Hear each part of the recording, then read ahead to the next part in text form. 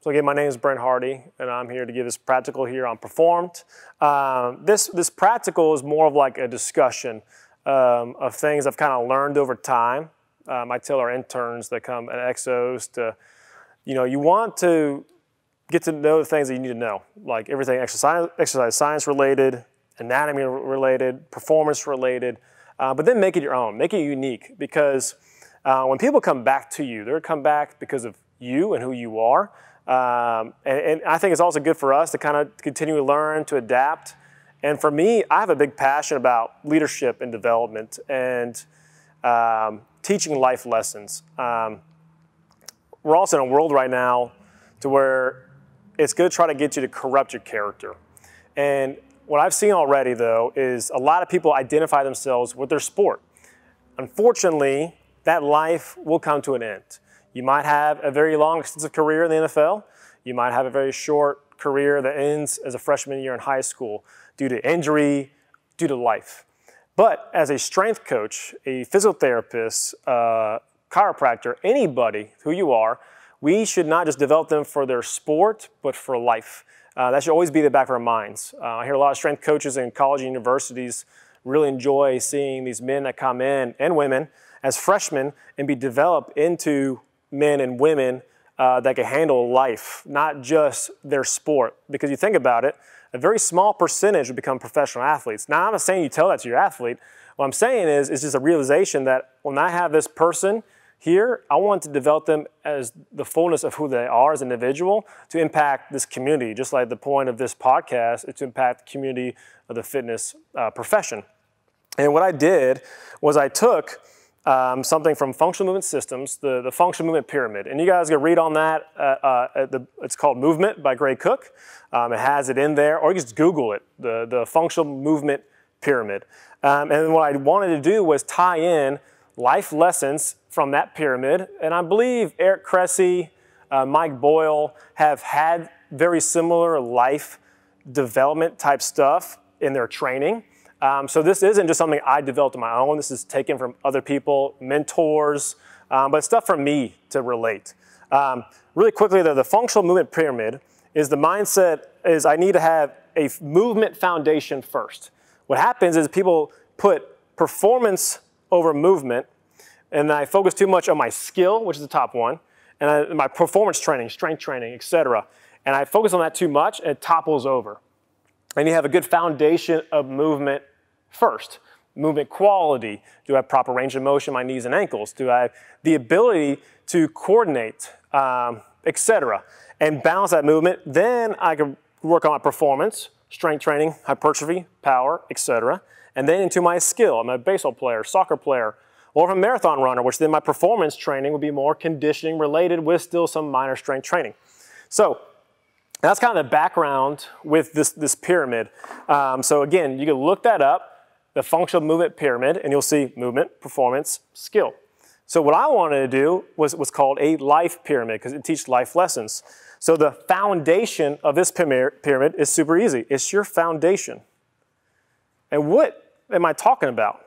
I'm talking about the foundation of you as an individual, as a person. What's your identity? What are your values? What are your beliefs?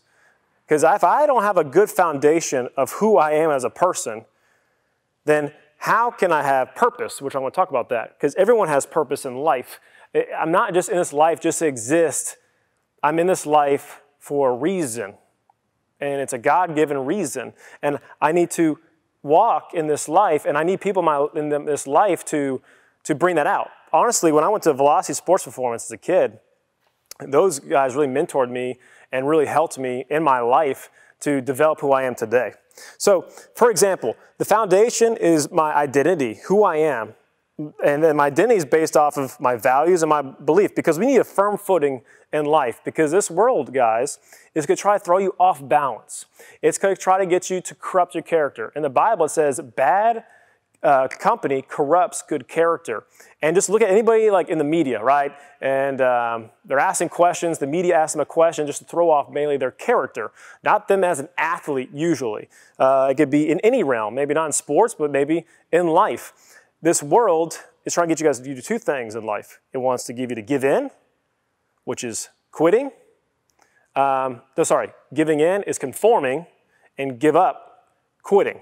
That's the two things that's trying to get you to do in life. So what we want to do as coaches, PTs, chiropractors, et cetera, is build people up and who they are first. Because once I have a good foundation of who I am and who I am as an individual outside of sport, then I have more motivation to train, more of a drive to have that purpose. So what can you do as a coach? You can start asking questions.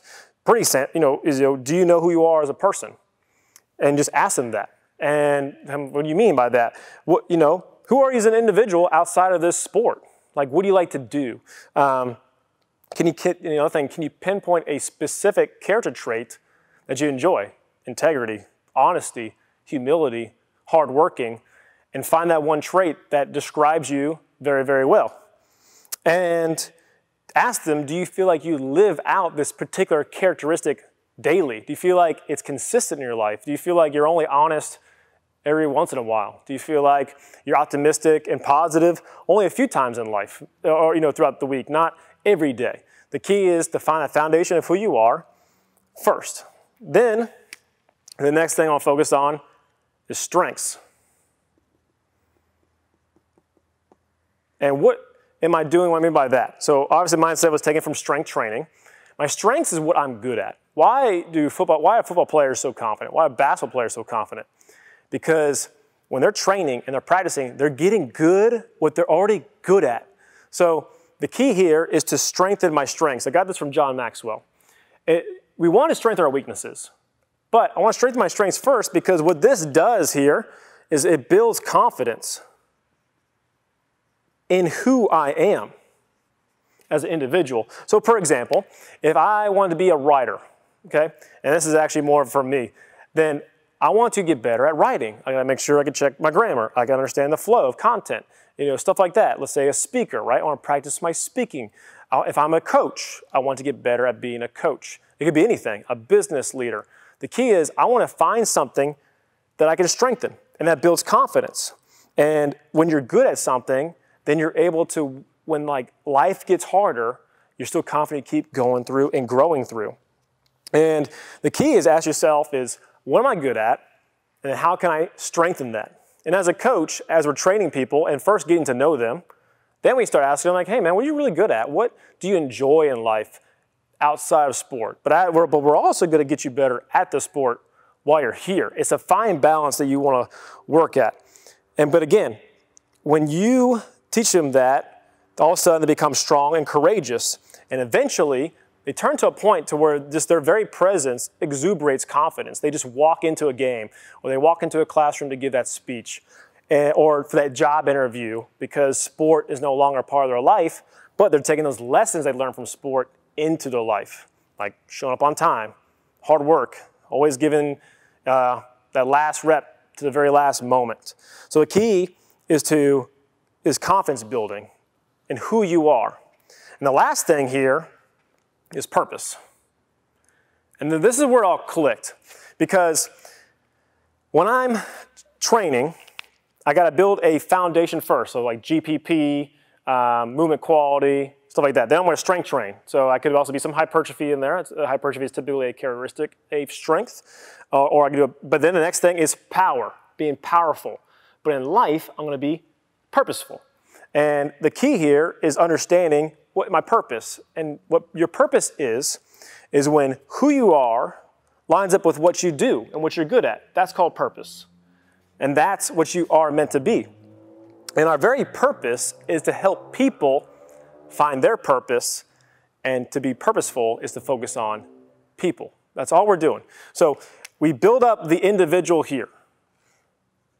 Then we express and we try to get the individual to be purposeful to other people. Because even if I build a brand, even if I start a podcast or something, it's to impact people, to impact the individual. If I'm coaching a group to an individual, I want to impact them to understand man, you have a purpose. You have greater meaning. That's something that's greater than of yourself. And I just want to help you become aware of that. I just want you to see that for who you are. Now, and once I understand my purpose is people, And that's the biggest thing, because when I realize I have purpose, I have meaning in life, I won't be as depressed, I won't have as much anxiety.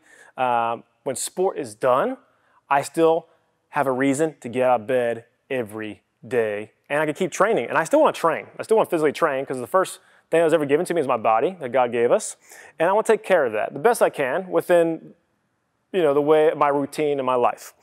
But the key here is this is the life we're going to go through outside of sport. I got to build a foundation of who I am, strengthen my strengths, and then focus on people. And this is actually more of a cycle, because I then want to go back to revisit, self-reflect. Am I staying within who I am? Am I staying within my character and what I believe is morally right?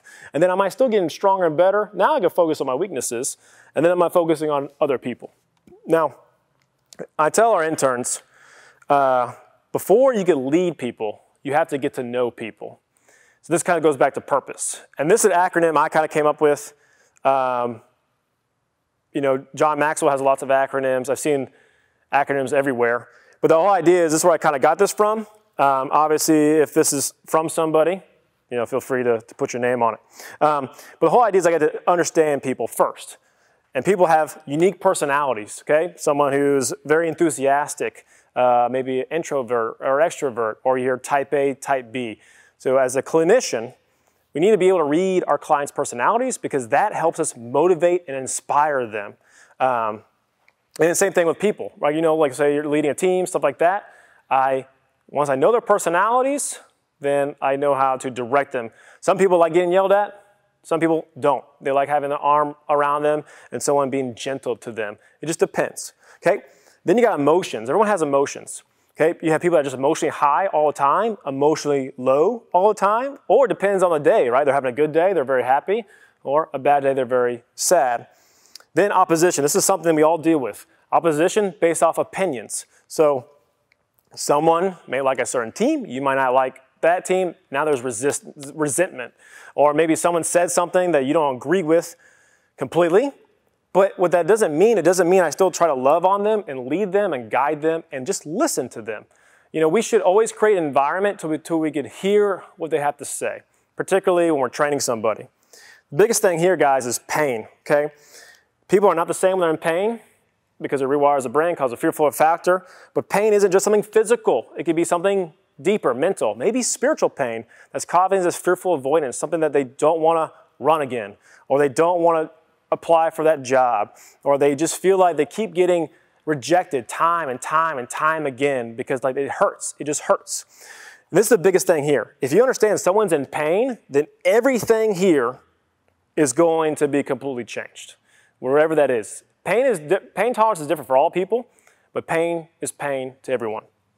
And you got language, verbal language, literally like different languages, but also words. For example, when I talk to my fiance and ask her, hey, how was your day? She will say 2 different days, she'll go, it was good. Or another time she'll go, it was good. So it's not just the words I say, it's how I say it.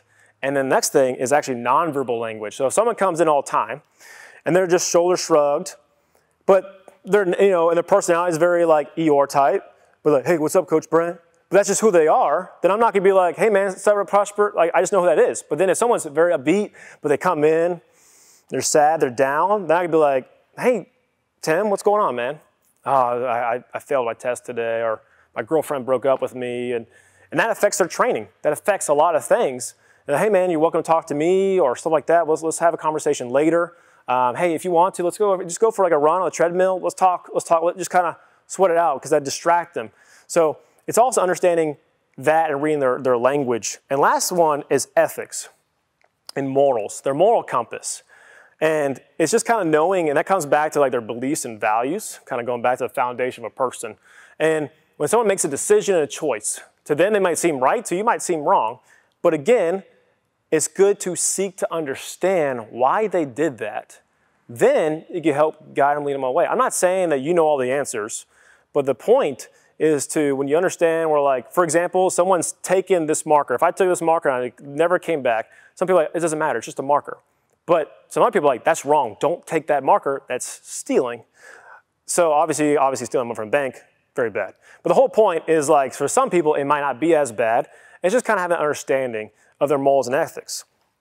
And then once I understand how to know people, I can then lead people, and I get taken through this cycle of trying to build their foundation of who they are as a person, what you just saw, being people.